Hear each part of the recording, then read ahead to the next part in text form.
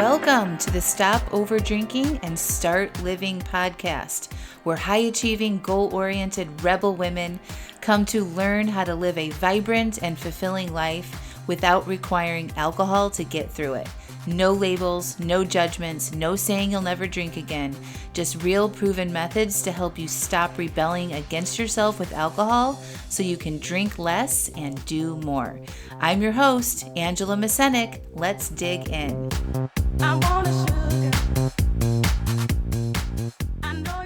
Welcome to episode 375, Why High-Functioning Women Stay Stuck with Alcohol and What Actually Creates Change. Well, hello. Welcome back to the podcast. How's everybody doing? It's St. Patrick's Day as I'm recording this podcast episode, 375 episodes, y'all. March 2026. I've been doing this for a while now. I started this podcast in 2018.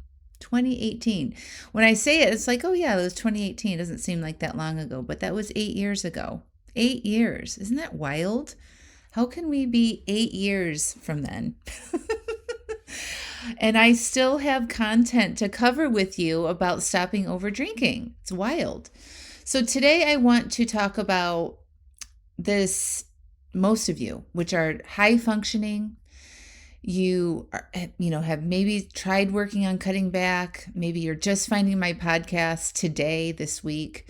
And you feel like you have it, a lot of your life is great. You have it figured out. You go into work every day. You take care of the things that you need to take care of in your house. You have good relationships. Maybe you have some kids. Maybe you're in a relationship. Maybe you're married. Maybe you're thinking about retiring, right? But you are high functioning and you are not, at the very bottom of the barrel with alcohol. You're able to get what you need to get done on a regular basis, and you are feeling stuck with your relationship with alcohol. So nobody would ever really look at you and think that you're struggling with over drinking. As a matter of fact, maybe a lot of your friends drink. You're not sharing issues around your drinking with your friends.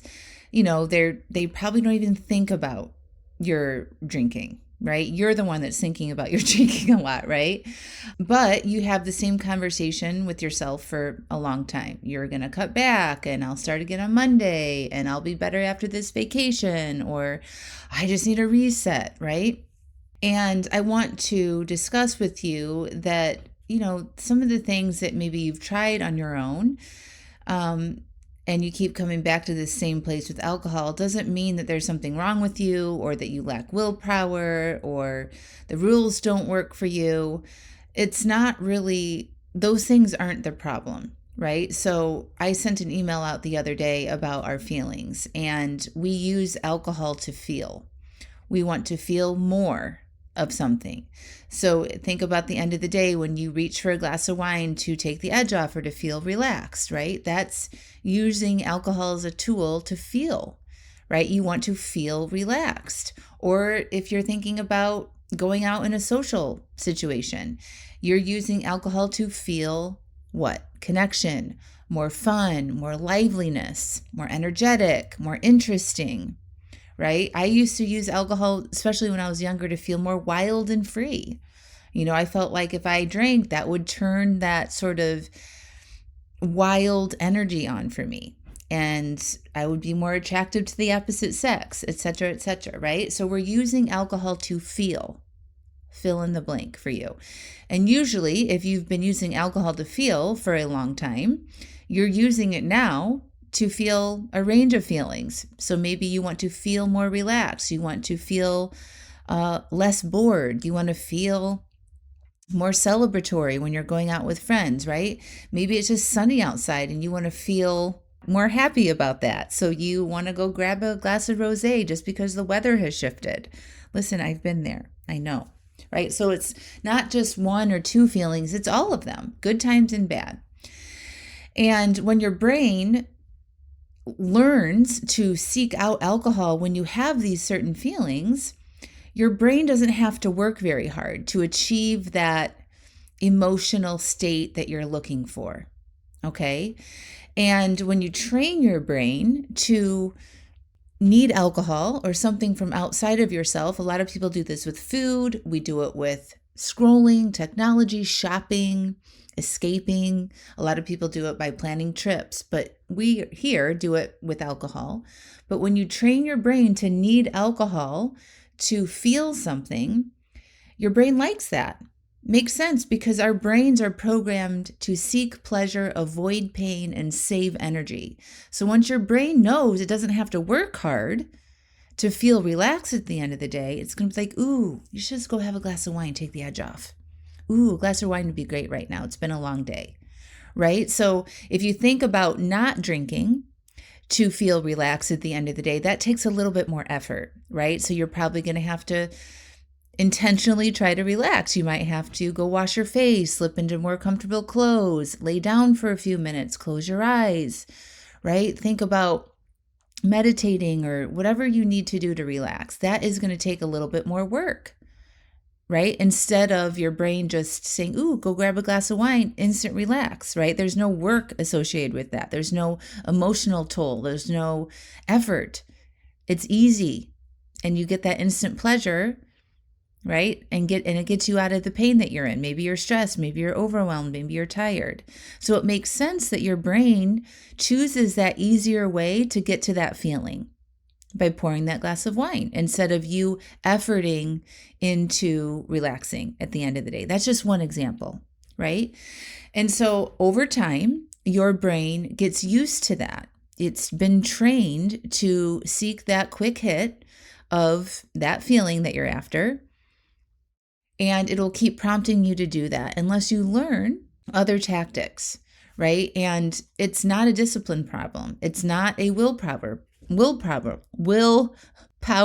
problem, right? It is just a lack of a skill to learn how to feel your feelings and to generate feelings on your own without requiring alcohol to get through that, to achieve that feeling state that you're after, right? That's a skill set issue. It's not a discipline problem. You know how to figure things out. You know how to white knuckle through things, right? How many dry Januaries have you done, or wine-free work weeks, or, you can be good for, like, if you're sick or something like that, it's easy for you not to drink. So it's not a discipline problem. It's not a willpower problem. Okay, so it's just now it's become a habit because over time, these responses to these feelings and the desired feeling that you're after becomes automatic. And so we have to figure out what's underneath these patterns. And the other thing I want to talk about is this the mental load of monitoring your drinking, right? So think about how often you think about drinking. Are you counting drinks? Are you negotiating with yourself? Are you waking up at 3 a.m. replaying the night before? There's a big mental load that you are carrying with you, right, about your relationship with alcohol. And that mental load and noise and chatter is stealing energy from you where you could be spending that time and energy on doing other things in your life. What else would you rather be doing and focusing your time on if you weren't carrying around this mental load of thinking about your drinking and monitoring your drinking and negotiating with yourself and beating yourself up the next day if you overdo it and making promises that you don't follow through? Think about the baggage of all of that, right? Like if you think about a little purse that you might be carrying around with you, what's inside this purse that is in relationship with alcohol? Right? It's a lot. How heavy is that? So imagine not carrying that with you. So there's this mental load, this hidden cost of managing all of this in your head on your own. Okay, so changing your relationship with alcohol isn't going to be another rule that you put in that bag. It's understanding why you're drinking in the first place. It's learning the skill of being with your feelings instead of pressing that easy button and escaping them. It's learning how to generate the feelings that you want, like relaxation and peace and liveliness and fun, etc., without requiring a substance to get you there. And what creates lasting change is sometimes getting professional support and being in a room of women who actually understand where you are in your life and this mental load that you're carrying with alcohol.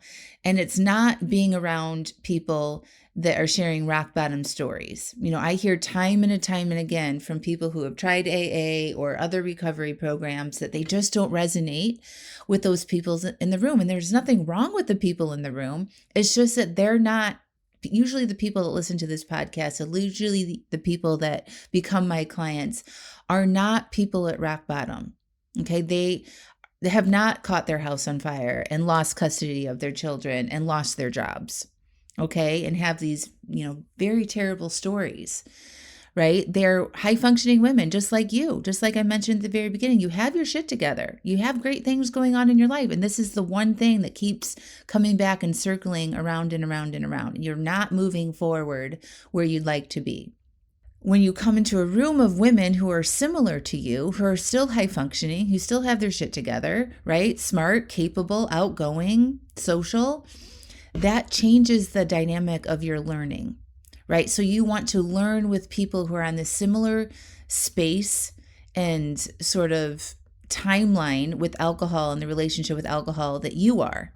So if you think about a timeline, of at the very left side of the timeline, there's people who just start drinking, right? So like they wouldn't identify as having a drinking problem. They can take it or leave it. Maybe they have a few drinks when they go out with their friends on the weekend.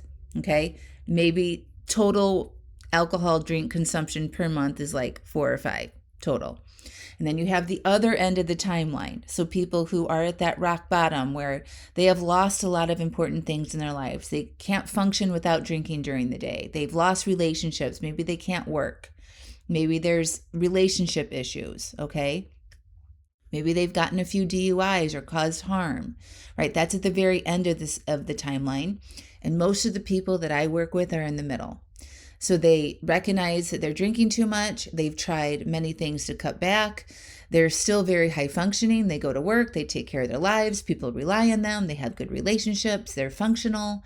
And they feel stuck there because they're not moving that needle back to the beginning of the timeline. And maybe they have a little success by trying some things, applying some rules, but they keep coming back.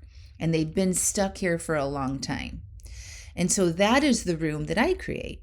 I create this space where you feel like you're not alone and that you identify with most of the people in the room, right? And with their stories and the struggles that they're going through, right? And we get into a deeper understanding of what triggers us to drink, right? A lot of the people in the room that I create are caring for elderly parents and are launching their adult children into the world. Right. So it's a multi-dynamic situation. They're also working, or maybe they're getting ready to retire.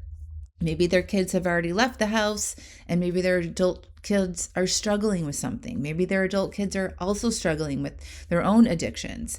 Maybe their parents are, struggling with health issues at the same time. Or maybe their parents are also struggling with addiction. So they're right in the middle, this messy middle with their relationship with alcohol, when I'm talking about the timeline, and this middle part of life where it's complex and dynamic. And they're figuring out what they need, how to care for themselves, how to put themselves at the top of the list when they have all of this stuff going on. So that's the room that I create for people, for women who want to change their relationship with alcohol. So I know you identify as smart and high functioning. You've done a lot of amazing things in your life, and you can't figure out how to move the needle with your relationship with alcohol. And the way to do that, like I mentioned earlier, is we got to learn a new skill set of learning how to feel your feelings and to generate this feeling state without using alcohol to get yourself there, and learning how to take care of yourself in the ultimate way. Because what happens is, especially if you're someone who fits into this dynamic, into this room that I'm describing, is that you've had to take care of people under you and above you and in the middle and maybe peer related at work. And slowly over time, you've lost the care that you yourself needs. And so we have to put you at the top of the list now. That is a requirement for you to change your relationship with alcohol, because if you don't, this is not going to change, right? You've got to learn how to tend to yourself, how to learn how to have some boundaries, how to let yourself say no to some things, and how to put yourself and your needs first. Okay? And so if any of this resonated with you, I want you to know that I am opening up my monthly coaching membership, Alive AF, at the end of the month. It's going to be open for enrollment starting on March 27th, and that will be open for a very short window, just until April 3rd. It's my monthly membership for women who are ready to change their relationship with alcohol on their own terms. And don't worry, I'll be letting you know when the links are available. Make sure you're on my email list. But you will know right around March 27th, and I'll be sharing all the links for that as well. If you have any questions about the membership, feel free to email me, hello@angelamascenik.com. But it's going to be really great. We've added some new things inside the membership. I'm really excited to tell you about that more as we get closer to the open date.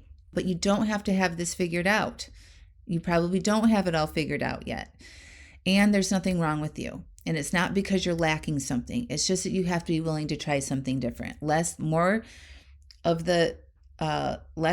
that we don't need to be carrying around, and more of this figuring this out from the inside out, instead of external rules and parameters that we keep trying to put on ourselves, or think that we need to have more willpower or just need to work at it harder. Okay, you know how to do that, and it's not what is going to move the needle to make permanent changes with your relationship with alcohol. All right, my friends, I believe in you, and I know I can help you. So have some belief and some hope in yourself. Learn how to feel your feelings, get some professional support, and you will move the needle with changing your relationship with alcohol. All right, my friends, we'll talk to y'all soon.